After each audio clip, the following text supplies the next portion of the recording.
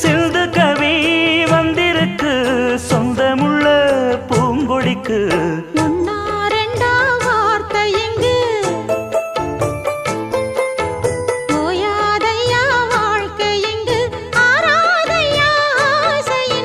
பாட்டுக்குள்ளே பாட்டிருக்கு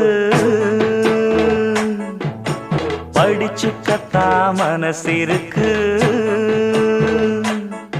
இந்த வயசு இப்ப புதுசு அடிவாடி பூங்கொடி.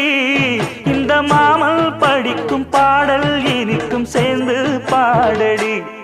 இந்த மாமல் படிக்கும் பாடல் இனிக்கும் சேர்ந்து பாடடி.